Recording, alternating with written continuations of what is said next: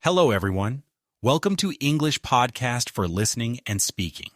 I am Brian, and I am super excited to be here with all of you today. And I'm Emily, just as excited as Brian, if not more. We are so glad you've tuned in. Whether you're commuting, cooking, or just relaxing, we hope you're ready for some fun English learning with us. Absolutely. Today, we're diving into a topic that is just so interesting and useful for everyday conversations. Describing personality traits in English. It's something we all do, right? We talk about ourselves, our friends, our family, even people we see on TV.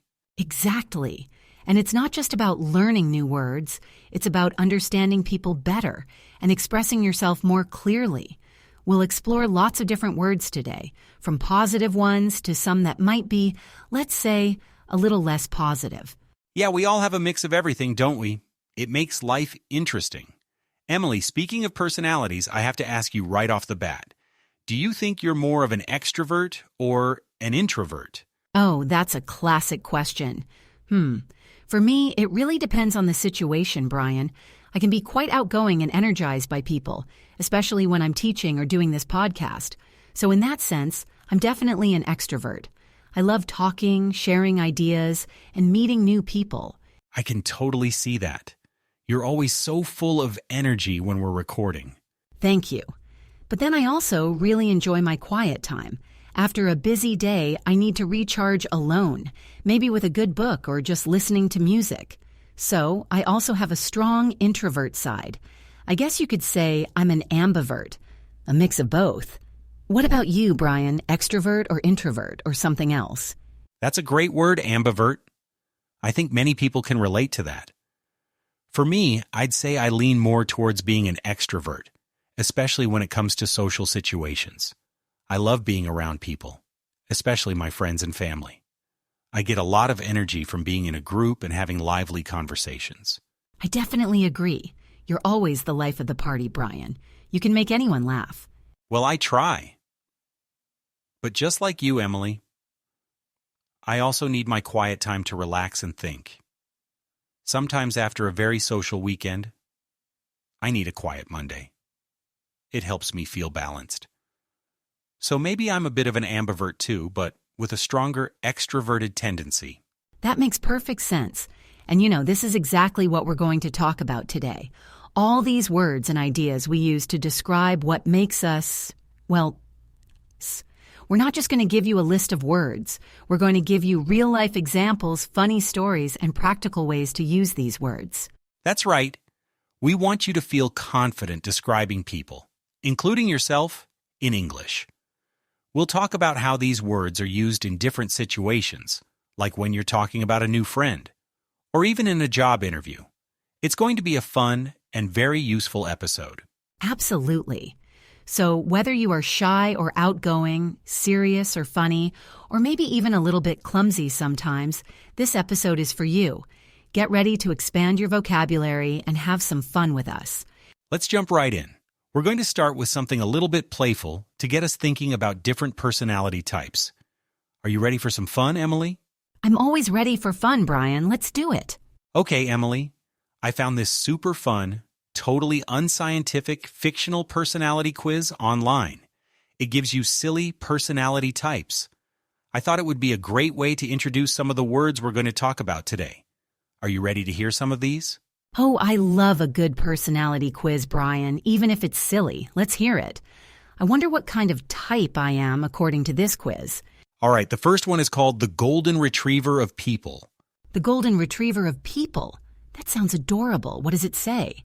It says, you are the friendliest person in any room. You love meeting new people, talking to strangers, and making everyone feel welcome. You are always excited to go to parties, events, or just hang out with a big group. You bounce around full of energy, eager to play and make friends. You are definitely an outgoing person. Ha! The Golden Retriever of People. I love that image. So, outgoing. What does that mean exactly for our listeners? Good question, Emily. When we say someone is outgoing, it means they are very social and love being around other people. They find energy in social interactions. They're not afraid to talk to new people, to start conversations. They are the opposite of shy. That's right.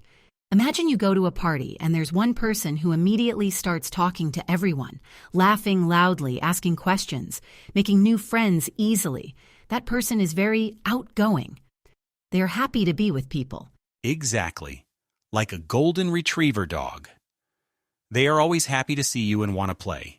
So if you are a person who loves to socialize, meet new people, and feels energized by being in a group, you are probably very outgoing now. I think I have some golden retriever of people moments myself.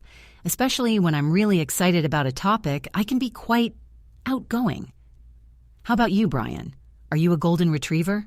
I definitely have my golden retriever moments too, especially when I'm with friends or family. I can be very outgoing and talkative.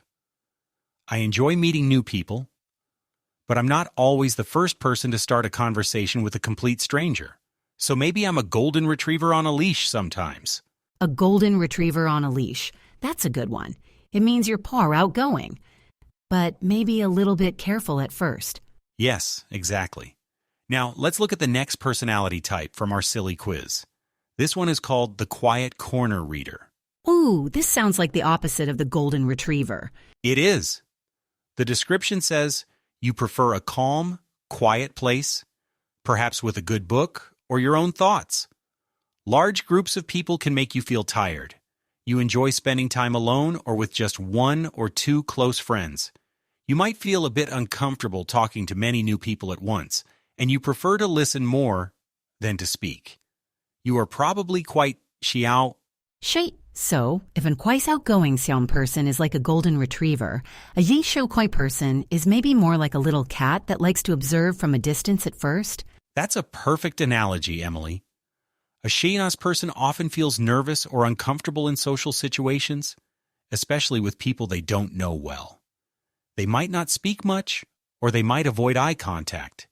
They might prefer to be alone or with very few people.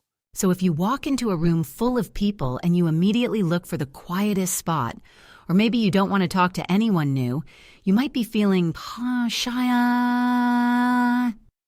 It's not a bad thing. It's just a different way of being. That's right. Being a Shia just means you prefer a bit more quiet, a bit more privacy. For example, if you're in a big classroom and the teacher asks a question, an outgoing student might raise their hand immediately and shout the answer, but a shy student might know the answer but be too nervous to speak. Yes, they might whisper it to their friend instead. They are still smart, just shy, anias. So, listeners, do you know someone who is very shy, Kiao? Or maybe you yourself are sometimes shy, so think about it. Let's try a little role play here, Emily. Imagine we are at a big party. I'm going to be a very outgoing person, and you be a very, very shy in person. Okay, I'm ready to be my quiet cat self. Hi, everyone. Wow, what a great party. My name's Brian. What's your name? And where are you from? This music is amazing, right? Let's dance. Hi, I'm Emily. I'm just listening to the music. It's nice. Emily, come on, let's get some snacks. Have you tried the chocolate cake? It's incredible. You should meet my friend John. He's hilarious. Oh, no, thank you. I'm fine here. I'm just enjoying the corner. Haha, perfect, Emily. That was a great example of being shy. Ning, you can see the difference, right? An outgoing person wants to engage and be active, and a shy person wants to be less noticed. Exactly. And neither is better. They're just different. Some people are very outgoing. Some are very shy. Many people are a mix, like us, ambiverts. True. Okay, next quiz result. This one is called the spontaneous giver. The spontaneous giver. I like the sound of that. It says, you love to help others and share what you have. If a friend needs help moving, you're the first one there. If someone is hungry, you offer them your food. You enjoy giving gifts, even small ones, just to make people smile. You think about others' needs and are always ready to share your time, your money, or your things. You're generous. Generous. This is such a wonderful personality trait, Brian. It means you are willing to give or share a lot. Yes, exactly. A generous person is happy to give. They don't keep everything for themselves. They like to share, whether it's their time, their money, their food, or even their knowledge. For example, if you have a friend who always pays for your coffee or always offers to help you with your homework, they are probably very generous. My grandmother is incredibly generous. She always makes too much food and insists you take leftovers home. And she always has a small gift for everyone when we visit, even if it's just a funny little magnet. She just loves to give. That sounds lovely. My uncle is also very generous. Just with his time. He spends hours helping people in his community, fixing things for them, or driving them to appointments. He doesn't ask for money, he just wants to help. That's a great example of being generous. What's up? So, if you are a generous young person, you enjoy giving more than receiving. You think about others. Can you think of someone famous who is very ungenerous, Quiz Brian? That's a good question. Many celebrities are known for being generous or by gents with their money, donating to charities.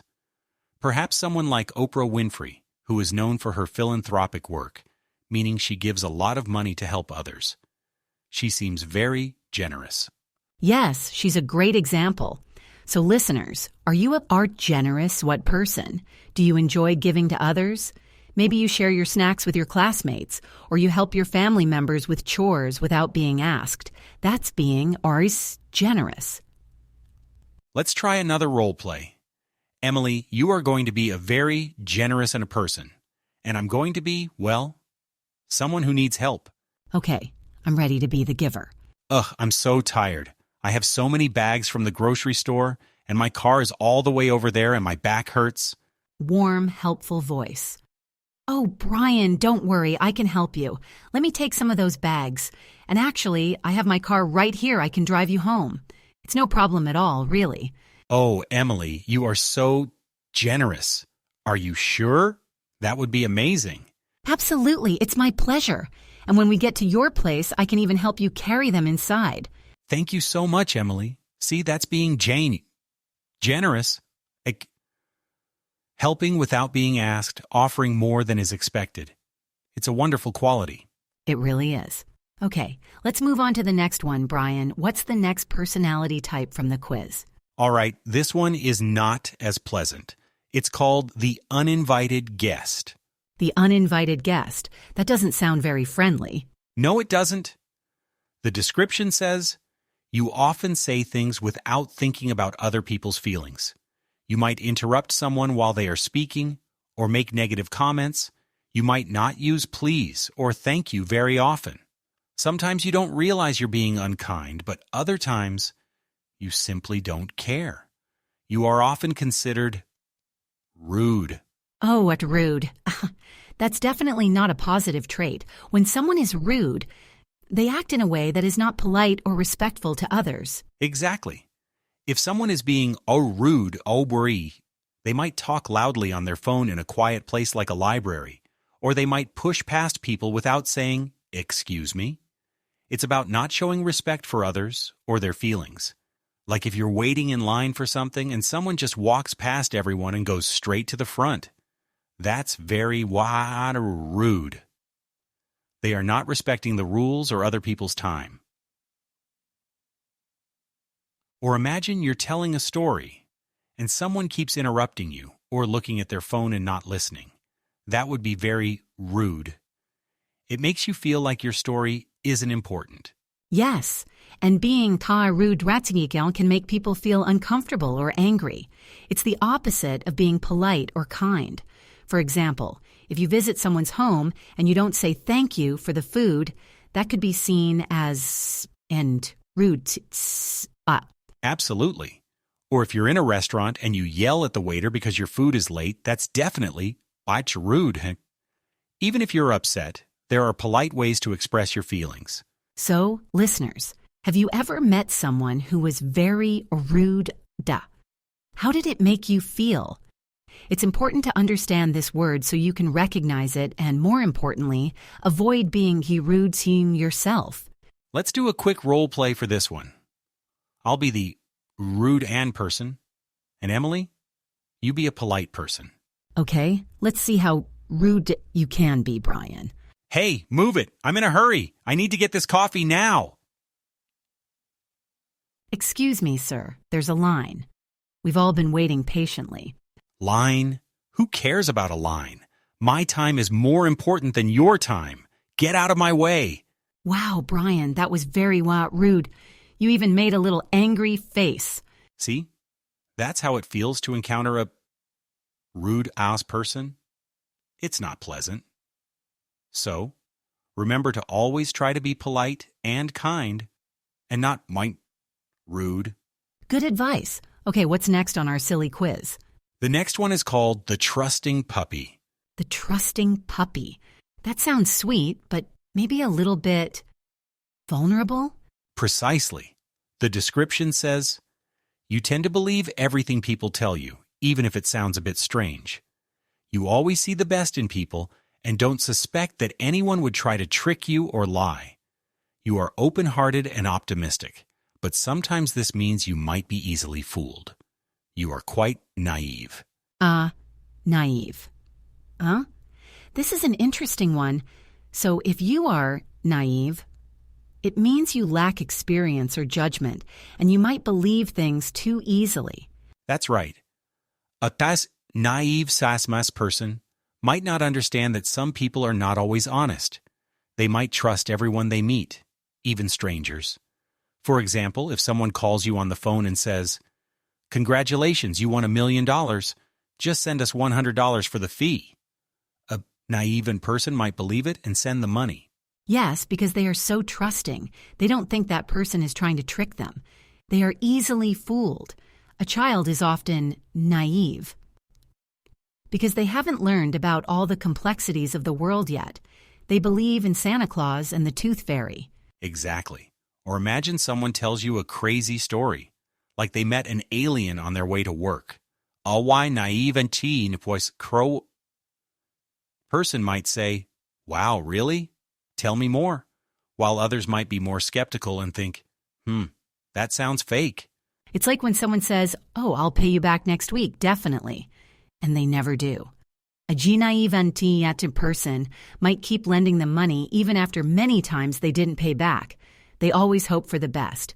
Right. They don't learn from past experiences very quickly in that specific area. So, being a naive isn't about being unintelligent. It's more about being too trusting or having a lack of worldly experience. Very true. Sometimes it's even sweet, this innocence, but it can also lead to problems. So listeners, do you know someone who is a little naive? Yeah? Or perhaps you have been a bit naive about something in the past? It happens to all of us. Let's do a quick scenario. Emily, you are a very naive person, and I'm going to try to sell you something completely unbelievable. Okay, I'm ready to believe you. Emily, I have an amazing offer for you. For just $10, I can sell you this special rock that will make you fly. Seriously, it's a magic flying rock. Eyes wide, excited. A magic flying rock. Really, Brian? Wow. Does it come in different colors? I'd love a blue one. I've always wanted to fly. Here's $10. Here you go. Enjoy flying. It's not working yet, Brian. Maybe I need to hold it tighter. Haha. Perfect, Emily. You were so naive. You believed something impossible because you trusted me. And that's exactly what being naive means. It shows how easily someone can be taken advantage of if they are too trusting. All right, next up, the smooth talker. The smooth talker. That sounds like someone who uses words well. Exactly. The quiz says, you are a master of words. When you speak, people listen. You can explain complicated ideas simply and beautifully. You know how to choose the right words to convince people, to tell exciting stories, or to express deep emotions. Your words flow easily and gracefully. You are truly eloquent. Eloquent. That's a fantastic word. It means someone who can express themselves very clearly and effectively in speech or writing. They use language beautifully. Yes, if you are eloquent, your words are powerful and persuasive. Think of a great speaker, like a politician who can inspire a crowd, or a poet who writes beautiful verses. They are very eloquent. Or a teacher who can explain a difficult subject in a way that makes it easy for everyone to understand. They are eloquent because they communicate effectively and clearly. Their words are well chosen. Absolutely. An eloquent person might use vivid descriptions or have a very clear and logical way of presenting their thoughts. It's not just about having a big vocabulary, it's about using words with skill. Like a lawyer who can argue their case in court and convince the jury. They need to be very eloquent, set. They need to choose every word carefully to make their point. Exactly. Or imagine someone telling a story about their trip. An eloquent person would describe the sights, sounds, and feelings so well that you feel like you were there with them. So listeners, do you know anyone who is particularly eloquent? Perhaps a public speaker you admire, or even a friend who just always seems to know the perfect thing to say. Think about the way they use words. Let's try a little scenario. Emily, imagine you are giving a speech, and you are going to be very eloquent. I'll be listening, amazed. Okay, I'll try to use my words wisely. Friends, colleagues, fellow learners, we stand at a pivotal moment. The journey of language acquisition is not merely about memorizing words, but about unlocking new worlds, new perspectives. Embrace the challenge, for within each new phrase, each new idiom, lies the key to deeper understanding and boundless connection. Let our voices rise not in cacophony, but in a symphony of shared knowledge and mutual respect. Wow, Emily, that was truly eloquent. I felt inspired. Your words were so well chosen and powerful. You convinced me. Thank you, Brian. That's the goal of being arts eloquent. To communicate your message effectively and beautifully. Fantastic. Okay, we have one more from our silly quiz. This one is called The Bull in a China Shop. Haha, the bull in a china shop. Oh, I think I know what this one means. Someone who breaks things easily. You got it. The description says, you tend to trip over your own feet, bump into furniture, and accidentally drop things. You might spill your drink often, or break a dish when you're washing it. You mean well, but you are not always very graceful or careful with your movements. You are very clumsy. Clumsy. This is such a common word and so relatable. It means you are awkward in your movements and you often accidentally drop or break things. Yes, if you are clumsy, you might find yourself constantly bumping into tables, or maybe you always trip on stairs. It's not on purpose. It's just how your body moves. Sound of something falling or clattering in the background, like a pen or a small object. Oh, did you hear that? I just dropped my pen. I guess I'm a little bit clumsy, too, sometimes. Perfect timing, Brian. See, it happens. I once dropped an entire tray of drinks when I was working as a waitress. Glasses shattered everywhere. It was a very clumsy moment. I felt so embarrassed. Oh no, that sounds terrible. Another example. Imagine you're walking through a crowded room and you accidentally knock over a vase. That would be a very clumsy thing to do. Or trying to open a door and you accidentally walk into it instead. Or trying to pour water and you miss the glass. That's being clumsy. It's the opposite of being graceful or agile. That's a good point. Graceful is the opposite of the clumsy. A dancer is usually very graceful, while a clumsy, poco person might struggle with dancing. So, listeners, are you a clumsy, sawy-tasty person? Do you often drop things or bump into things? Don't worry, many of us are a little bit clumsy sometimes. This one is often used for humor too. people tell funny stories about their clumsy Ali's moments. Let's act out the situation from our instructions. How would a clumsiest person walk into a job interview? Okay, I'll be the interviewer, trying to be serious, and you be the very clumsy job candidate, Brian. Okay, I'm ready to trip. Professional voice. Please come in. Have a seat, Mr. Johnson. Oh, hello. So sorry. Just, getting settled. Oops, almost missed the chair. Phew. Yes, a seat. Thank you. Are you all right, Mr. Johnson? Oh, perfectly fine. Just a bit enthusiastic. I'm very excited about this interview. Oh, there goes my pen. Ow. Don't worry. I'm just a little, clumsy. Bow sometimes. Brian, that was hilariously clumsy. Your movements, the sounds, the little oops. It really showed how a clumsy person might accidentally create chaos around them. Yes. And the interviewer might think, maybe not the best person for a job that requires delicate work. So, while it's a funny trait, it can also have real-life consequences. Absolutely. So we've covered quite a few words already. Why, outgoing, ye shy, generous, ish rude, naive, eloquent, and clumsy. And we did some fun role plays to show them in action. That's right. And we're going to dive even deeper into these words and many more in our next segment, explaining their meanings even more clearly and talking about their opposites. Get ready to learn more. Welcome back, everyone. In our last segment, we had some fun with a silly personality quiz, and we introduced a few interesting words like outgoings and shiwa, generous and rude, ipsasa, naive and eloquent and clumsy. That's right, Brian. We learned that an office outgoing person loves social interaction, while a shy person might prefer quiet moments. We talked about how a generous person enjoys giving, and a rude, viewers person might forget their manners. And we explored how a naive das person might be too trusting. An eloquent yes person uses words beautifully, and a clumsy yaon person often trips or drops things. Now we want to go even deeper, explaining more of these amazing personality words, their meanings, and their opposites. Yes, understanding opposites is a fantastic way to learn new vocabulary because it gives you two sides of the same idea. It helps you see the full picture. So let's dive into our first pair today. Perfect. Let's talk about confident and its opposite, insecure. Emily, what does it mean to be confident?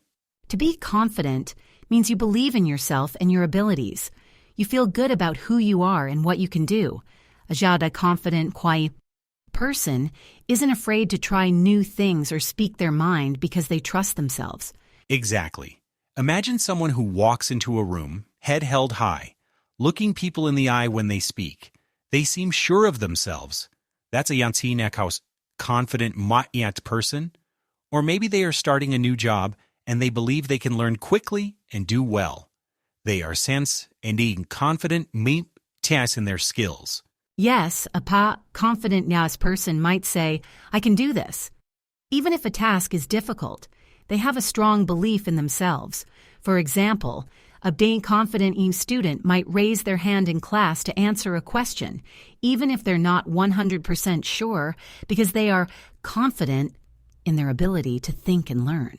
On the other hand, the opposite of what? Confident is insecure. What does it mean if someone is insecure, Emily? If someone is insecure, they lack self-confidence. They often feel unsure about themselves, their abilities, or their appearance. They might worry a lot about what others think of them, or they might compare themselves negatively to other people. So, an insecure person might constantly ask for reassurance, like, am I doing this right? Or do you think I look okay? They might be hesitant to try new things because they fear failure or judgment. That's right. And too insecure seem person might avoid speaking up in a meeting, even if they have a good idea because they're afraid of being wrong. Or they might constantly check their appearance in the mirror because they feel insecure about how they look. It's like they have a little voice in their head always telling them they're not good enough. It can be a difficult feeling. For example, if someone compliments an insecure person, they might not believe it, or they might say, "Oh no, that's not true," because they feel insecure. So, listeners, do you consider yourself more confident or more insecure? Or maybe a bit of both, depending on the situation. It's completely normal to feel a little insecure sometimes. The goal is to grow our confidence. Absolutely. Let's move on to our next pair, optimistic versus pessimistic. Emily, can you explain what it means to be optimistic? To be optimistic means you tend to see the good side of things and expect positive outcomes. And an optimistic person usually has a hopeful and positive outlook on life, even when facing difficulties. They believe things will turn out well. Yes, they're often called glass-half-full people. If an optimistic person sees a challenge, they might say, "This is a great opportunity to learn something new." Or if it's raining on their picnic day, they might say, "Great. The plants really needed this water." They always find the bright side. My friend Sarah is incredibly optimistic. Even when she loses her job, she immediately starts thinking about all the new possibilities and adventures she can have. She says, "It's just a new door opening." That's a very optimistic way of thinking. That's a wonderful example of being optimistic. They focus on solutions and possibilities. Now, the opposite of optimistic is pessimistic. What does it mean to be pessimistic? A pessimistic person tends to expect the worst to happen. They often focus on the negative aspects of a situation and might assume things will go wrong. They are often called glass half empty people. So if a pessimistic hound person has a picnic planned and it starts to rain, they might say, "Of course it's raining. My day is ruined. Nothing ever goes right for me." They focus on the negative and sometimes feel defeated before they even try. That's a good example. Or if a pessimistic person is starting a new project, they might immediately think, "This is too difficult. I'm going to fail. It's impossible." They might not even try very hard because they already expect failure. It's like they always have a dark cloud over their head, even on a sunny day. And Ryan insists, optimistic, calm, awarin person sees the sunshine, and a pessimistic person sees the clouds. Think about yourselves, listeners. Are you more optimistic or pessimistic about the future? Moving on, let's talk about being patient versus impatient. What does it mean to be patient, Brian? To be patient means you can wait calmly without getting annoyed or angry, even if something takes a long time. A patient person is good at handling delays or difficult situations without losing their temper. So, if you're waiting in a very long line at the bank and you just calmly wait, maybe read a book or listen to music, you are being patient. You don't get upset or complain. Exactly. Or if you're teaching someone something new and they don't understand it right away, a patient teacher will explain it again and again, calmly, until the student understands. They don't get frustrated easily. That's a very patient person. My father is incredibly impatient, when he's fishing. He can sit by the lake for hours, not catching anything, and he's still calm and happy. I, on the other hand, am very impatient when it comes to fishing. That brings us to the opposite, impatient. If you're impatient, you don't like to wait. You get easily annoyed or frustrated when things are slow or when you have to delay something. Yes, and why impatient one person might tap their foot constantly while waiting or sigh loudly or even try to rush people. They want things to happen quickly. Like if you're in a car stuck in traffic, and one impatient driver might honk their horn, try to change lanes constantly, and get very stressed. They can't stand to wait. Or when you're downloading a big file on your computer and it's taking a long time. An impatient person might click cancel and restart it, hoping it goes faster even though it won't. They just can't stand the waiting. Exactly. So listeners, are you usually patient or impatient? Think about the last time you had to wait for something. How did you react? Next up, let's talk about honest versus dishonest. Brian, what does it mean to be honest? To be honest, means you always tell the truth. You are truthful and sincere in your words and actions. An honest and person doesn't lie, cheat, or try to trick people. So if you break something by accident, an honest person would immediately say, "I'm so sorry I broke it," instead of trying to hide it or blame someone else. They admit their mistakes. Yes, or if a cashier gives you too much change, an honest person would tell them and return the extra money. They act with integrity. Being honest is about being trustworthy. It is. My sister is extremely, honest. You can always count on her to tell you the truth, even if it's difficult to hear. She's also very honest about her feelings. That's a great quality. Now, the opposite is dishonest. What does it mean to be dishonest? If someone is dishonest, they are not truthful. They lie, cheat, or try to deceive people.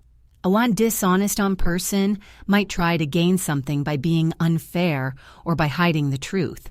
So if you're playing a game and someone cheats to win, that's being dishonest, somewise.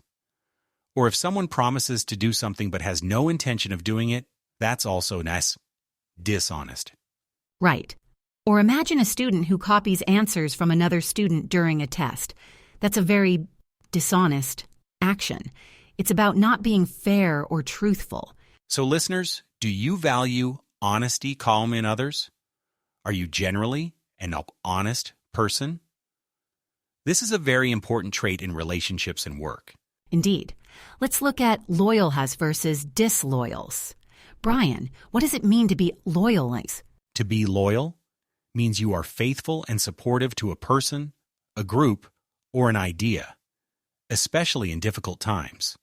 A loyal friend will always stand by you even when things are tough. So, if your favorite sports team is losing every game, but you still wear their jersey and cheer for them, you are a loyal fan. You don't abandon them when they are not doing well. Exactly. Or if your best friend tells you a secret, a loyal person will keep that secret and not tell anyone else. They are trustworthy and dependable.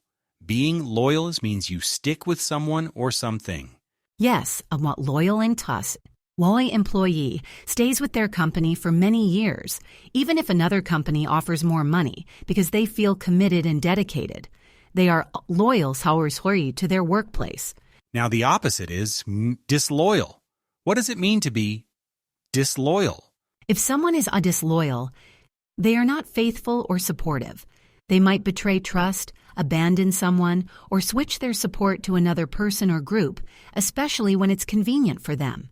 So if your friend tells you a secret, and then you go and tell everyone else, that's being very disloyal.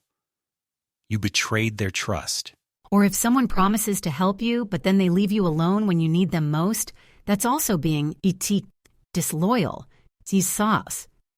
They didn't stand by you. So listeners, how important is the loyalty to you? Do you consider yourself a loyal friend or family member? All right, let's explore stubborn, keen versus flexible, workless, or are open-minded. Brian, how would you describe someone who is stubborn? Stubborn person is someone who is very determined to do what they want and refuses to change their mind, even when faced with good reasons to do so. They often stick to their opinions or plans, no matter what. Yes, it's like a mule, very strong and unwilling to move. If a stubborn, person decides they want to eat pizza for dinner, even if everyone else wants pasta, they will insist on pizza and won't change their mind. Exactly. Or if they have a certain way of doing things at work, even if someone suggests a new, more efficient method, a stubborn person might say, "No, I've always done it this way, and I'm not changing." They are resistant to new ideas. My uncle is so stubborn. He always insists on driving the same route to visit us, even when there's a big traffic jam and a faster way. He just won't change his route. He's very stubborn. He sounds very stubborn. Indeed. Now for the opposites, mafredi flexible, or nathazes open-minded. What do these mean, Emily? If you are hasham flexible, Igor, you are able to change easily and adapt to new situations or ideas. And why open-minded Paul person is willing to consider different opinions or suggestions. They are the opposite of okai, stubborn. So if you're planning dinner and someone says, how about pasta instead of pizza? A when flexible, sapi. So, or an open-minded teeny person would say, sure, pasta sounds good too. I'm happy with whatever the group wants. They adapt easily. Yes, or at work, if a new, more efficient method is suggested, and more open-minded in person would say, that's an interesting idea. Let's try it. They are willing to learn and change. They are not fixed in their ways. They are adaptable. So listeners, are you more stubborn or more flexible, twakomor, and open-minded? Do you find it easy to change your plans or opinions? All right, next we have modest versus arrogant. What does it mean to be modest, Aunt Brian? To be modest means you don't boast or brag about your achievements or abilities. You don't try to show off. A modest person is humble and doesn't seek attention for their successes. So, if someone wins a big award, a modest coin person might say, oh, it was a team effort. I just did my part. They don't make a big deal about their success. Exactly. Or if someone gives them a compliment, the croissant modest person might simply say, thank you, without going on and on about how great they are. They are humble about their accomplishments. My friend is a brilliant artist, but she is so, modest. She never talks about her amazing paintings unless someone asks her directly. She just quietly creates beautiful art. That's a lovely example of being modest. Now the opposite is arrogant. What does it mean to be arrogant? If someone is almost arrogant, they have an exaggerated sense of their own importance or abilities. They think they are much better than others and often boast or act in a superior way. So, an arrogant person might constantly talk about how smart they are, how much money they have, or how they are always right. They look down on other people.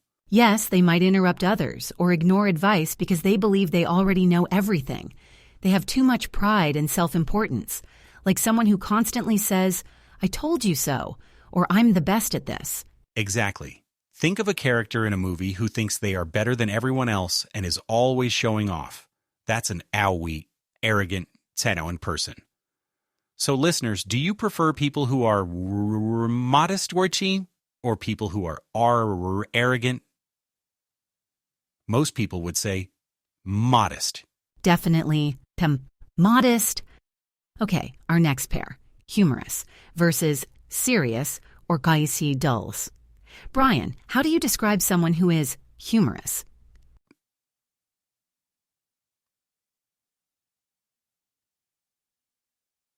Humorous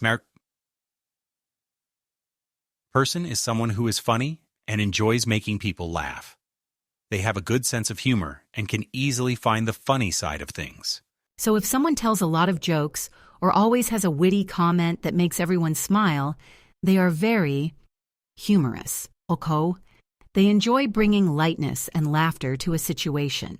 Yes, they might use sarcasm or playful teasing, or just have a natural way of looking at life that makes everything a bit funnier. A humorous person makes conversations enjoyable. My colleague Mark is incredibly humorous. Even in stressful meetings, he always finds a way to make a funny comment that lightens the mood. Everyone loves working with him because he's so humorous. That's a great quality to have. Now the opposite, serious or dull. What does it mean if someone is serious, or dull, or? If someone is serious, they are not often lighthearted or playful. They tend to be thoughtful and focused, perhaps on important matters, and they might not laugh or joke much. If they are dull, they might be boring and lack excitement or humor. So, A serious ES person might always talk about work or politics or very important topics and never tell a joke. They focus on facts and logical discussion. A dull N person might not have much personality or say interesting things. Yes, like someone who always talks in a monotone voice and never expresses much emotion and doesn't find anything funny. They might be described as dull. They might not bring much energy to a conversation. Right, so humorous. People bring laughter and fun while not serious. People are more focused and thoughtful, and dull people might be a bit boring. Think about it, listeners. Are you more humorous or more serious? Next up, creative versus unimaginative. Brian, what does it mean to be creative? To be creative, Sandy means you have a lot of new and original ideas. You are good at imagining things, inventing things, or solving problems in new and interesting ways. So, a ponte creative person might be an artist, a writer, or a musician. They can produce original works, but it's not just for artists. A creative person can also be someone who finds clever solutions at work or designs a unique garden. Exactly. They think outside the box. If a problem comes up, a creative person won't just follow the usual steps. They'll try to find a completely new approach. They have a good imagination. My friend Lily is super or creative. She can make amazing things out of simple materials like old cardboard boxes and paint. She's always coming up with brilliant, unique ideas for gifts or decorations. That sounds wonderful. Now the opposite, unimaginative. What does it mean to be unimaginative? If someone is unimaginative, they lack the ability to come up with new or original ideas.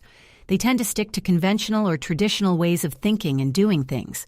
So, an unimaginative management person might always follow instructions very strictly and struggle if they have to think of something new.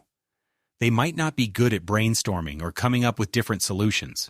Yes, if you ask an unimaginative person to decorate a room, they might just copy a picture from a magazine exactly, without adding any personal touch or unique ideas.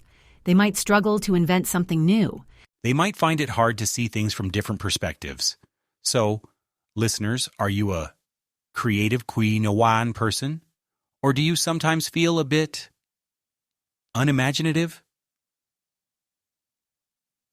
Both have their place. True. Let's talk about organized versus disorganized. Brian, how do you describe someone who is organized, yo? An organized organized person is someone who plans things well and keeps things tidy and in order. Their belongings are usually neatly arranged and their thoughts are structured. So if you look at their desk, everything is in its place. Pens in a holder, papers neatly stacked. They probably have a calendar with all their appointments, and they know exactly where everything is. That's a very organized person. My sister is incredibly organized. Her closet is color-coded, and she plans her meals for the entire week on Sunday. She never loses her keys because everything has its specific spot. It's truly impressive. Wow, that's very organized. Now the opposite is disorganized. What does it mean to be disorganized? Disorganized person tends to be messy, chaotic, and doesn't plan well. Their belongings might be scattered everywhere, and they might often lose things or forget appointments. So, if you look at their desk, there might be papers everywhere, old coffee cups, pens without caps, and you can't see the desk surface. They might often say, "Where are my keys?" or "I can't find my phone." Yes, they might also be late for appointments because they didn't plan their time well, or they forgot about it. Being disorganized, it can make life feel a bit chaotic. I confess, Brian, I can be a little disorganized and teen sometimes, especially with my desk. My brain is unorganized, but my physical space, not always. So, listeners, are you an organized person, or again disorganized person. And remember, being disorganized doesn't mean you're not intelligent, it just means your system might be a bit different or non-existent. Let's move on to basant responsible, begisgien transcretions crease versus irresponsible. What does it mean to be responsible, Emily? To be responsible means you are reliable, trustworthy, and you take care of your duties and obligations. A responsible person can be counted on to do what they say they will do. So if you promise to complete a task by Friday, a responsible Kleintragen person will make sure it's done by Friday. If they have a pet, they will make sure it's fed and walked every day. They take their duties seriously. Exactly. Or if they borrow money, a more responsible person will pay it back on time. They are dependable. We want our friends and colleagues to be responsible. Right? Absolutely. My neighbor is very responsible. He always keeps his garden tidy, pays his bills on time, and he's always there to help if I need something. I know I can rely on him. That's great. Now the opposite is irresponsible. What does it mean to be irresponsible? If someone is irresponsible and they are not reliable and don't take their duties seriously, they might forget important tasks, neglect their obligations, or act carelessly. So, and while irresponsible person might constantly forget to do their homework, or they might promise to help you but then never show up. They don't think about the consequences of their actions. Yes, they might spend all their money carelessly and then not have enough for important things, or they might not show up for work without telling anyone. That's being very irresponsible. So listeners, are you a responsible person? Do you always fulfill your duties? This is a trait that employers really value. It definitely is. Next up, let's talk about kind versus mean or unkind. Emily, what does it mean to be kind? To be kind means you are friendly, generous, and considerate towards others. A unkind person shows care and compassion, and they try to make others feel good. So if you see someone struggling to carry heavy bags, a saktiria kind person would offer to help them. Or if someone is feeling sad, a kind person would offer words of comfort and support. Yes, a kind person might often smile, use polite words, and think about other people's feelings before they speak. They are gentle and caring. My grandmother is the most kind person I know. She always has a warm hug and makes sure everyone around her feels loved and comfortable. She always offers food and listens to your problems. That sounds like a truly kind person. Now the opposite is mean or Claudines, unkind. What does it mean to be mean, flas, or unkind? If someone is mean, if someone is kind or someone is unkind, they are unpleasant, cruel, or not friendly towards others. They might say or do things that hurt people's feelings or cause them harm. So, a one mean person might say hurtful words, or laugh at someone's mistakes, or intentionally exclude someone from a group. They don't care about other people's feelings. Yes, and it's different from being rude. While son rude might be about a lack of manners, mean or unkind implies a desire to cause discomfort or pain. For example, teasing someone until they cry is being very mean. So listeners, are you a kind person? How do you treat others? Always remember that a small act of kindness can make a big difference in someone's day. That's excellent advice. Let's move on to resilient malpronings versus fragile or easily discouraged. Emily, what does it mean to be resilient on? To be resilient means you can recover quickly from difficulties, setbacks, or failures. A resilient person doesn't give up easily and can bounce back after facing challenges. So if a resilient person fails a test, they don't get completely discouraged. They think, okay, I'll study harder next time, and they try again. They learn from their mistakes and keep going. Exactly. Or if they face a big problem at work, a more resilient person will look for solutions and keep trying until they solve it. They are strong and adaptable in the face of adversity. My friend Sarah is incredibly resilient. She lost her job, then had some health issues, but she never complained. She just kept a positive attitude, worked hard, and found solutions. She truly bounced back stronger. That's a powerful example of being resilient. Now, the opposite is fragile, or easily discouraged. What do these mean? If someone is back and fragile, they are delicate or easily broken, either physically or emotionally. If they are easily discouraged, they lose hope or motivation quickly when faced with difficulties. So, an easily discouraged person might give up on a task after the first mistake. They might feel defeated very quickly. They are the opposite of someone who is resilient. Yes, if an easily discouraged person tries something new and it's difficult, they might say, "Oh, I can't do this, it's too hard," and just stop trying. They don't have the emotional strength to push through. So, listeners, do you consider yourself resilient? Or do you sometimes get easily discouraged?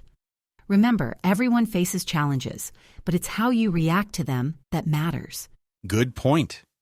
Our next pair, curious versus indifferent. Emily, what does it mean to be curious?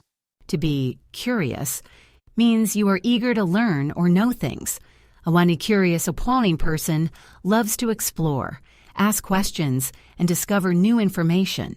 So, a curious curious child might constantly ask why, or how does that work? They want to understand everything around them. A curious adult might read many books, watch documentaries, or travel to new places to learn. Exactly. They have a strong desire for knowledge. Now, a curious student isn't just learning for a test. They are learning because they genuinely want to understand the subject. I think both of us are quite curious, Emily. We love learning new things and exploring different topics, which is why we love doing this podcast. Absolutely, Brian. It's our curiosity that drives us. Now, the opposite is indifferent. What does it mean to be indifferent, Deans? If someone is indifferent, they don't have much interest or concern about something. They don't care one way or another. So if you ask an indifferent person, what do you want to eat for dinner? Pizza or pasta? They might just shrug and say, I don't care, anything is fine. They lack strong feelings or opinions. Yes, they might not show enthusiasm or strong emotion about anything. They are not easily excited or worried. They are simply not interested. Think about someone who seems bored by everything. They might be described as indifferent. So listeners, are you a curious person, or are there some topics you feel completely indifferent about? I think we all have areas where we're indifferent. It's natural. Let's talk about practical versus impractical. And Emily, what does it mean to be practical? To be practical means you are sensible and realistic, especially in everyday matters. A practical person thinks about what works best in real life and focuses on useful solutions. So if you need to buy a car, a separate practical person would think about fuel efficiency, safety features, and reliability, rather than just how cool it looks. They choose things that are useful and functional. Exactly. Or if they are planning a trip, a practical bossy person will pack comfortable shoes for walking and prepare for different weather conditions. They think ahead about what is useful. My father is very practical. He can fix almost anything around the house, and he always has the right tools for every job. He thinks logically about solutions. That's a great example of being practical. Now, the opposite is impractical. What does it mean to be bow impractical? If someone is impractical, they are not realistic or sensible. They might have ideas that are difficult or impossible to carry out in real life, or they might make choices that aren't very useful.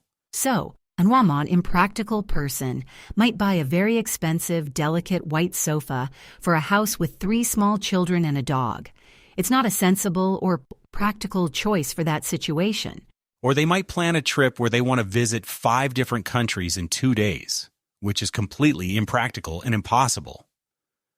They might not think about the real-world limitations. So, listeners, are you a practical siwash person? Or do you sometimes have ideas that are a bit impractical? We all need a mix of both to dream big, but also to make things happen. True. Our next pair, adaptable versus rigid. Emily, what does it mean to be adaptable? To be adaptable means you are able to adjust to new conditions or changes easily. An adaptable person is flexible and can handle unexpected situations without much difficulty. So, if your plans suddenly change, an adaptable person would say, "No problem. Let's just find a new solution." They don't get stressed or upset when things don't go exactly as planned. Yes, at work, an adaptable employee can easily switch between different tasks or learn new software quickly. They embrace change rather than resisting it. My friend Maria is very adaptable. She lived in 3 different countries last year and always managed to fit in quickly, learn new customs, and make new friends. She's incredibly adaptable. That's an amazing example. Now, the opposite is rigid I. What does it mean to be on rigid days? If someone is rigidus, they are unwilling to change or compromise. They are very strict in their opinions or habits and find it difficult to adjust to new situations. So, a poor rigid person might insist on doing things the exact same way every time, even if there's a better or easier way. They don't like deviations from their routine. Yes, if their plans change suddenly, a rigidus person might become very upset or anxious because they can't handle the unexpected. They struggle with flexibility. So, listeners, are you generally adaptable? Or do you tend to be a bit rigid sometimes? Being adaptable is a very useful skill in today's fast-changing world. It definitely is. Next, let's explore observant versus unobservant. Emily, what does it mean to be observant? To be observant means you are good at noticing details and paying attention to what's happening around you. An observant person doesn't miss much. So, an observant person might notice a small change in your hair or a new piece of jewelry you're wearing. They pay attention to the little things that others might overlook. Yes, or if they are walking in a park, an observant person might notice a rare bird or a particular flower while others just walk by. They use their eyes and ears carefully. My brother is incredibly observant-eyed. He can walk into a room and immediately notice if anything is out of place, or if someone is feeling upset just by their body language. It's almost like a superpower. That is very observant. Now, the opposite is unobservant. What does it mean to be unobservant? If someone is unobservant, they don't notice details or pay much attention to their surroundings. They might miss obvious things. So, an unobservant person might walk past a big sign and not even see it, or they might not notice if you've changed your outfit or your hairstyle. They are often in their own world. Yes. They might struggle to remember faces or details about places they've visited. They just don't pay close attention. So, listeners, are you an observant person, or do you sometimes find yourself a bit unobservant? I can be a little unobservant. Sometimes I confess, especially when I'm focused on something else. Okay, let's look at discreet mests versus indiscreet. Emily, what does it mean to be discreet? To be discreet means you are careful and tactful in what you say or do, especially in keeping secrets or sensitive information private. A undiscreet person can be trusted with confidential matters. So, if you tell a discreet young person a secret, you know they won't tell anyone else. They are good at keeping quiet when necessary and handling delicate situations carefully. Exactly. Or if they know something private about someone, a more discreet person won't gossip or spread rumors. They are respectful of privacy. My lawyer is very discreet. I know I can tell him anything, and he will keep it completely confidential. That's a very important quality for someone in his profession. It certainly is. Now, the opposite is indiscreet. What does it mean to be indiscreet? If someone is indiscreet, they are not careful about what they say or do, and they might reveal private or sensitive information. They are not good at keeping secrets. So, an indiscreet person might accidentally tell everyone a secret you told them, or they might ask very personal questions without thinking if it's appropriate. They lack tact and caution. Yes, they might share too much information or talk loudly about private matters in public. They don't think about the consequences of their words. So listeners, how important is it to you for people to be discreet? Do you trust people who are sometimes indiscreet? Yeah. Last one for this segment, witty versus dull. We talked about dull before as an opposite for humorous, but witty is a specific kind of humor. Emily, what does it mean to be witty? To be a witty means you are clever and quick with your humor. A witty person can make clever remarks or jokes that are intelligent and often surprising. So, a sauerrats, witty person, might respond quickly to a situation with a smart, funny comment that makes everyone laugh. Their humor is intelligent and sharp. Yes, they might use wordplay or clever observations. Think of a comedian who always has a smart, unexpected joke ready. That's being witty. So, my friend David is incredibly witty. He always has a clever comeback or a funny observation that makes me laugh out loud. He's very quick thinking. That's a great example of being witty. Neat. It's a fantastic trait to have in conversations. Now, the opposite, again, is dull. Right. If someone is chakiraniak dullak, they lack excitement, humor, or interest. Their conversation might be boring, and they don't have many interesting ideas or remarks. They might just give very short answers or never contribute anything funny or interesting to a conversation. They are the opposite of or witty, sekyo. So listeners, do you enjoy a witty number conversation? Or do you find some conversations a bit and dull? Wow, Brian, we've covered so many personality adjectives in this segment.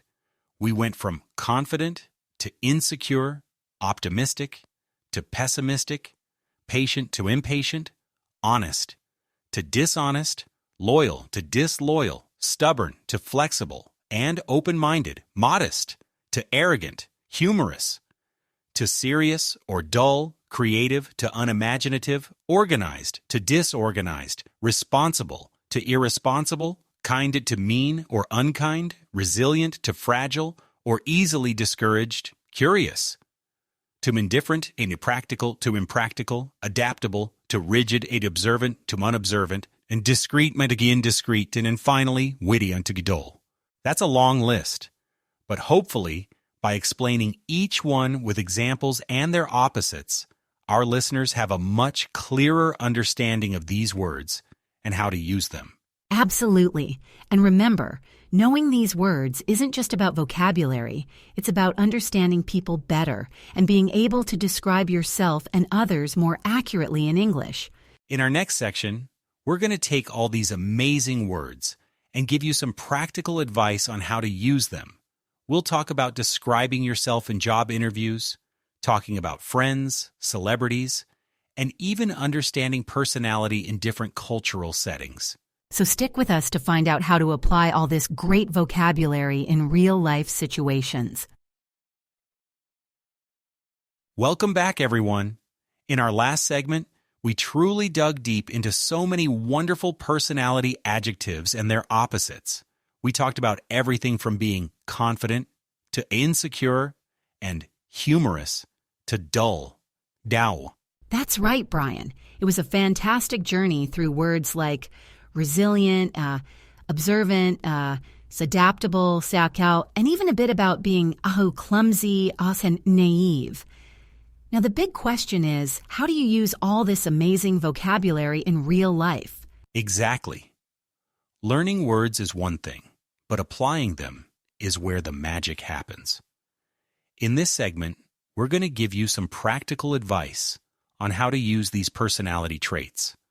We'll cover describing yourself, talking about others, and even a little bit about cultural understanding. So let's start with a very common and often nerve-wracking situation: job interviews. How do you describe yourself effectively in an interview using some of these words?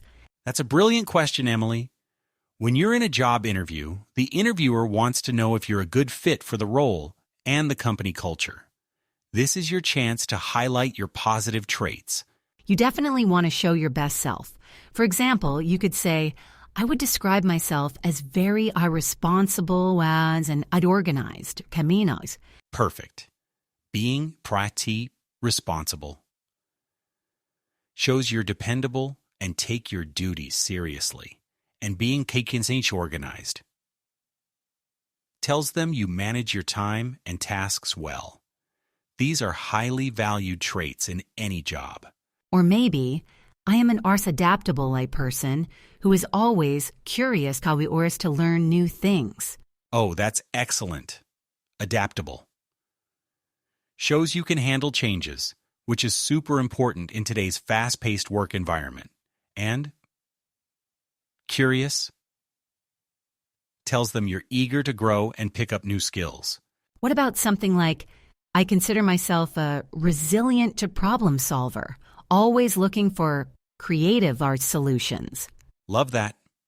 Resilient says you don't give up easily when faced with challenges. And creative shows you can think outside the box. Those are powerful words for an interviewer to hear. Let's do a quick role play, Brian. You be the interviewer and I'll be the job candidate. Ask me, how would you describe yourself? All right, Emily. Nice to meet you. So tell me, how would you describe your personality in a professional setting? Well, Brian, I would say that I am a highly organized, and responsible individual. I always make sure to meet deadlines and keep my workspace tidy, which helps me stay focused. I'm also quite adaptable and get optimistic, so I can handle unexpected changes with a positive attitude. Excellent. Those are all fantastic traits. You used organized, responsible, is adaptable, and just optimistic, and you gave examples, which makes it even stronger. See, listeners, it's about picking the words that best describe you and connecting them to how they benefit your work. Don't just list adjectives. Explain why they're important for the job. What about if you have a trait that might seem a little bit negative, like being clumsy or maybe even a little stubborn? How do you talk about those in an interview? That's a great point, Brian. No one is perfect, and it's actually good to show a little self-awareness. You can spin a perceived negative trait into a positive or show that you're working on it. Give me an example. What if you're a bit clumsy? Okay, if I were asked about a weakness, I might say, well, I confess, sometimes I can be a little clumsy physically, like tripping over my own feet sometimes. Sound effect, light thud. Oh, I know that feeling. But because of this, I've become incredibly observant and careful in my tasks, especially when handling important documents or equipment. I double-check everything to avoid mistakes, which makes me very detail-oriented. Wow, you just turned all me since clumsy into all observant and detail-oriented. That's a clever way to do it. You acknowledged it, but immediately showed how you compensate for it or what you've learned from it. Exactly. Or for stubborn. You could say, sometimes I can be a bit stubborn when I believe strongly in an idea or a solution. However, this means I am very determined and resilient in achieving goals, and I am also open-minded to listening to others' perspectives before making a final decision. That's brilliant. You link asaim bibimians kain stubborn midiin to kain determined and mean resilient, showing your commitment. But then you balance it by saying you're open-minded, which makes you sound reasonable and collaborative. That's a masterclass in interview skills right there. So, listeners, when you're preparing for an interview, think about 3 to 5 positive traits from today's episode that truly describe you, like responsible, hakich, adaptable, creative, optimistic, or resilient. Then practice explaining why those traits are valuable for the job. And if you want to mention a less than perfect trait, always pair it with how you overcome it or what you learn from it. It shows self-awareness and a willingness to grow, which are also very positive traits. Now let's move beyond interviews and talk about how to describe others. You hear people describing their friends, family members, celebrities, or coworkers all the time. This is where your new vocabulary really shines. Yes. Imagine you're talking about a friend. Instead of just saying she's nice, you can use much more specific and interesting words. For example, my friend Sarah is incredibly kind and generous. She always thinks of others before herself, and she's very loyal. See how much richer that description is? You immediately get a clearer picture of Sarah's personality. Kind, generous, and loyal. Those are powerful descriptors for a friend. Or what about a coworker? You might say, my colleague Mark is very observant. He notices every detail. He's also incredibly witty, so he always makes our team meetings fun. That's great. It tells me Mark is detail-oriented and has a good sense of humor. Imagine if you just said, Mark is good at his job and he's funny. It's okay, but Mark is very observant and incredibly witty. Is so much more precise. What about describing someone famous, like a celebrity? You often hear people say, oh, that actor seems so arrogant in interviews, or that singer always seems so modest, despite their huge success. Exactly. We often form opinions about public figures based on their public persona. We might say, that comedian is so humorous and creative. Their jokes are always fresh and clever. Or, I find that politician very serious and a bit rigid in their views. They never seem to laugh or change their mind. Right.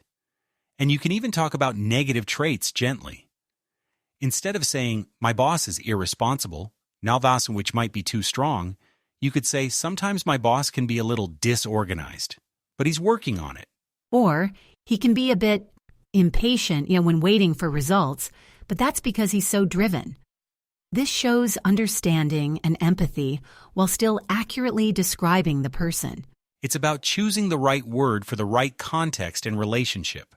With close friends, you might be more direct, but with colleagues or public figures, you might use slightly softer language. And don't forget that people aren't just one thing. Most people are a mix of traits. Someone can be confident in one area, but a little insecure in another. They might be optimistic about their future, but pessimistic about the weather tomorrow. That's a really important point, Emily. We are complex beings. You might describe yourself as usually patient. But sometimes, if you're very tired, you might become a little impatient. That's normal. Now let's briefly touch on something fascinating: cultural interpretations of personality. The way a certain trait is perceived can sometimes differ slightly from one culture to another. This is very interesting. For example, in some cultures, being very direct or very confident and speaking your mind boldly might be seen as positive, showing strong leadership. But in other cultures, the same behavior might be seen as arrogant or even rude. In those cultures, being more modest and less outspoken might be more valued. Yes, exactly. Or consider being polkaninagiu and curious. In many Western cultures, asking a lot of questions is seen as a sign of intelligence and engagement. It means you're interested and eager to learn. However, in some Eastern cultures, asking too many direct questions, especially to an elder or a superior, might be considered indiscreet or disrespectful. It's not about being indifferent, but about showing respect in a different way. So it's not that the word changes meaning, but its social implications, or how it's valued, can change. Being biasantation says practical. Chess is almost universally positive, I think, but perhaps how people demonstrate it might differ. For instance, a very practical mitafakon person in one culture might focus on saving money and reusing things, while a practical person in another might focus on efficiency and technological solutions. The core trait is the same, but its expression can vary. Another example, being very humorous. And cracking jokes all the time might be great in a casual setting anywhere. But in some formal business meetings, being overly humorous might be seen as not being as serious enough or even irresponsible. Yes, a humorous young person could be seen as unprofessional if their jokes are indiscreet or poorly timed, while a serious, gidasi, and irresponsible young person might be preferred in that context. So when you're describing someone, especially someone from a different background, remember that what seems like a positive or negative trait to you might be viewed slightly differently through their cultural lens. It encourages us to be more observant and adaptable in our communication, doesn't it? To try and understand the context. Absolutely. It's all about building bridges and understanding. So to recap this segment, when you describe yourself, choose positive, strong words like responsible, muddy crest, organized, weak, adaptable, optimistic, resilient, and creative. And if you mention a less than perfect trait, always frame it with how you're working on it or what you've learned. Show your honkri self-awareness and your open-mindedness. When describing others, use specific adjectives like yes, kind, generous, loyal, observant, witty, patient, or even stubborn, if it's said in a gentle or humorous way among friends. And when thinking about cultural differences, remember that the value or interpretation of a trait can shift. Being discreet and respectful is always important. By applying these words in your daily conversations, you'll not only sound more fluent, but also communicate more clearly and precisely.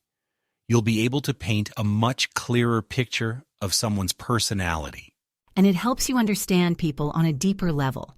This vocabulary is not just for interviews, it's for everyday life. In our next and final segment, we're going to give you a challenge, listeners. It's your turn to put these words into practice. So don't go anywhere. You've learned so much today, and now it's time to use it. Welcome back, English learners. You've been on an incredible journey with us today, exploring a whole world of personality adjectives. We've covered everything from being adventurous, simtiu, to reserved, and eloquent, maisun, to rains, clumsy, to ranades.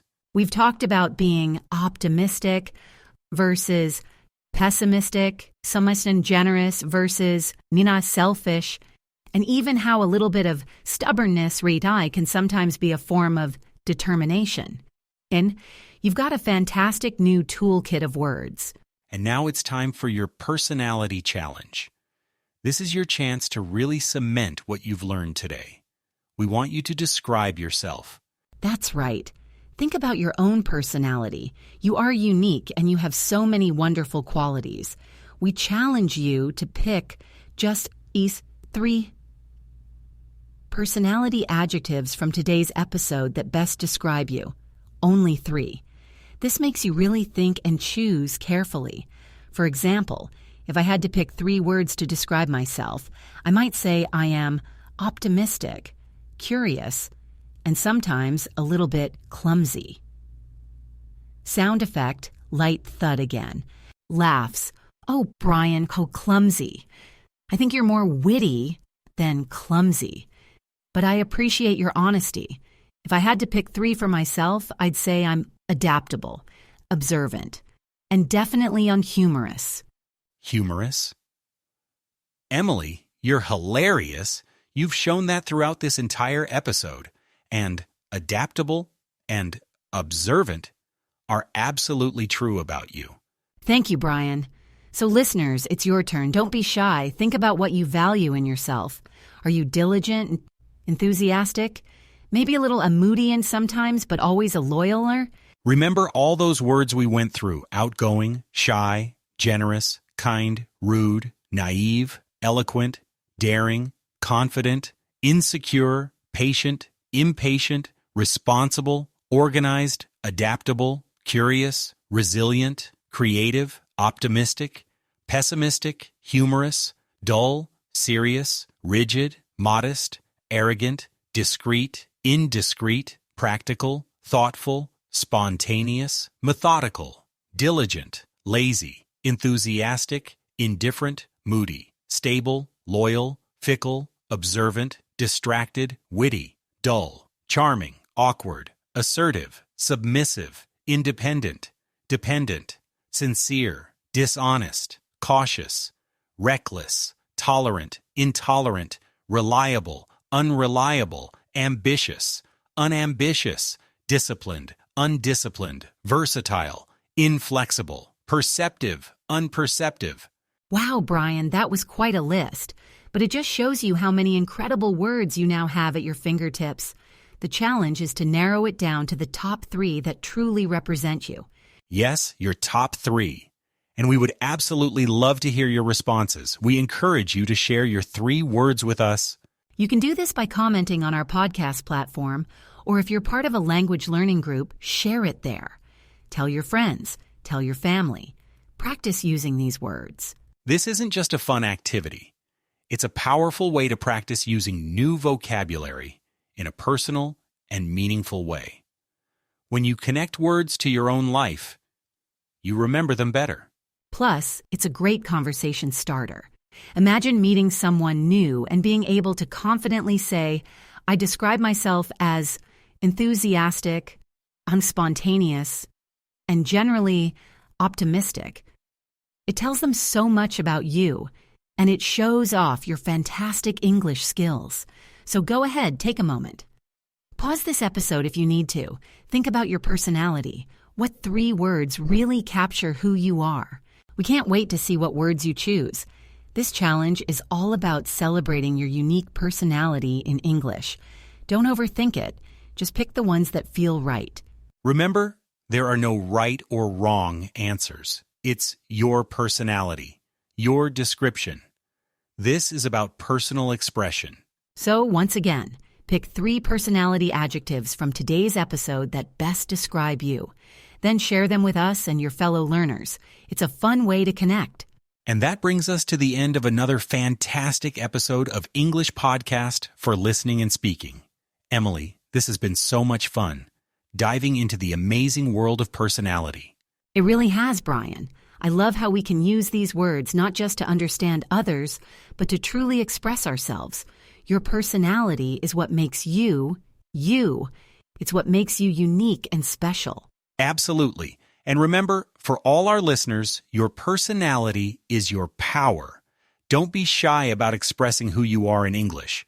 Use these new words with confidence, whether you're describing yourself in a job interview or just chatting with a new friend. Exactly. Being able to articulate your traits, whether we're spontaneous or we're methodical, you're optimistic, or a bit cautious, shows a deep understanding of yourself and impressive English skills. Keep practicing. Keep using these words in your daily conversations. The more you use them, the more natural they'll feel. And the more you understand about yourself and others, the richer your communication will become. It's all about connection, isn't it? It really is. And speaking of connection and understanding yourself, we have an exciting topic lined up for our next episode that ties in perfectly with personality. Oh, I know what it is. It's something we all feel, sometimes strongly, sometimes subtly. That's right. Next time, we are going to be talking all about describing emotions and feelings in English. How do you say you're ecstatic? Well, or perhaps you're frustrated, outraged, or maybe a bit, melancholy? We'll give you all the words you need to express your inner world from feeling overjoyed to feeling anxious. We'll cover everything from the basic to the more nuanced emotions and give you plenty of examples of how to use them. So make sure you tune in for that. It's going to be another great opportunity to expand your English vocabulary and express yourself even more fully. Don't miss it. For now, thank you so much for joining us on English Podcast for Listening and Speaking. It's been a pleasure to share this learning journey with you. Keep practicing, keep speaking, and remember, your personality is your power. Own it in English. We'll talk to you next time. Bye, everyone. See you.